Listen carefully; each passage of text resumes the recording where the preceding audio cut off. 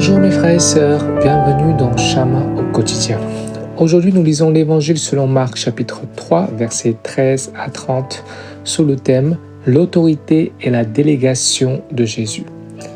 Hier, nous avons vu que Jésus et ses disciples s'étaient retirés au bord de la mer et qu'une foule nombreuse était venue de toutes parts pour le voir, le toucher et recevoir la guérison du corps et la transformation de leur vie. Même les esprits impurs se prosternaient devant lui, reconnaissant qu'il est le Fils de Dieu. Aujourd'hui, dans ce nouveau passage, Jésus quitte le bord de la mer pour monter sur la montagne, où il établit les 12 apôtres. Le texte nous dit « Jésus appela ceux qu'il voulut ». Cela signifie que le choix des apôtres dépendait entièrement de sa volonté et Jésus attendait de deux choses essentielles: de rester constamment avec lui et de prêcher la bonne nouvelle. Puis Jésus ne se contente pas de les envoyer seulement, mais il leur donne aussi l'autorité spirituelle pour chasser les démons. Il est important de remarquer qu'il y a ici des étapes spirituelles que Jésus établit. Construire la vie spirituelle dans le Seigneur, puis de sortir servir avec autorité et puissance. Souvenons de Marthe et de Marie dans l'évangile de Luc au chapitre 10. Marthe servait Jésus sans cesse, mais plus elle servait, plus elle se sentait débordée et agitée.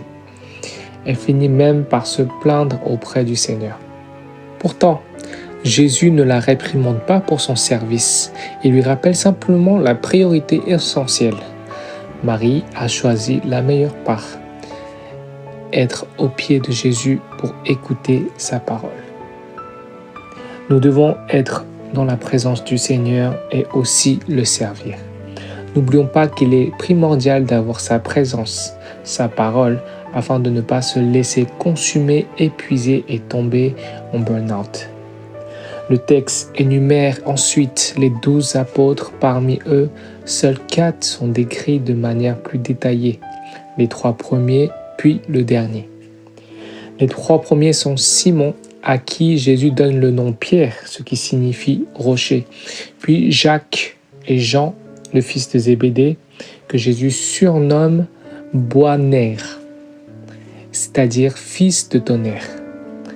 Il les a nommés en fonction de leur personnalité.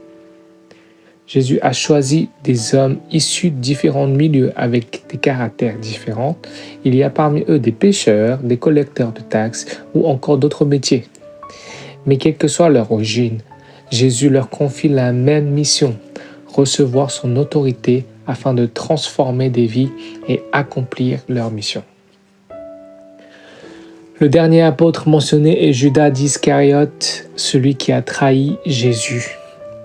Vous pourrez demander pourquoi Jésus a-t-il choisi quelqu'un qui allait le trahir? La réponse est que Jésus connaît le cœur de chaque être humain, mais il ne rejette pas quelqu'un à cause de son origine, de son caractère ou de son histoire.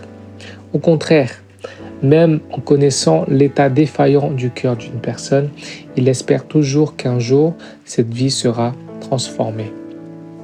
Comme il est écrit dans la deuxième lettre de Pierre au chapitre 3 verset 9, car il ne veut pas qu'un seul périsse, il voudrait au contraire que tous parviennent à se convertir. Et dans le premier livre de Timothée chapitre 2 verset 4, il dit « Car il veut que tous les hommes soient sauvés et parviennent à la connaissance de la vérité. » Dieu offre à chacun une chance. Judas a suivi Jésus, mais lorsqu'il a découvert que le plan de Dieu ne correspondait pas à ses attentes, il a cessé de reconnaître l'identité de Jésus. Il a alors choisi de suivre sa propre voie. Et même lorsqu'il a ressenti du remords après avoir vendu Jésus, il a de nouveau choisi par sa propre moyen de terminer sa vie à la place de se tourner vers Dieu pour être restauré. Alors il a abandonné la possibilité de revenir.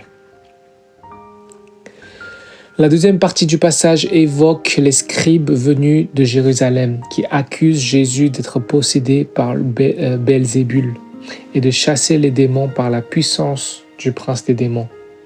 mettant en cause son autorité.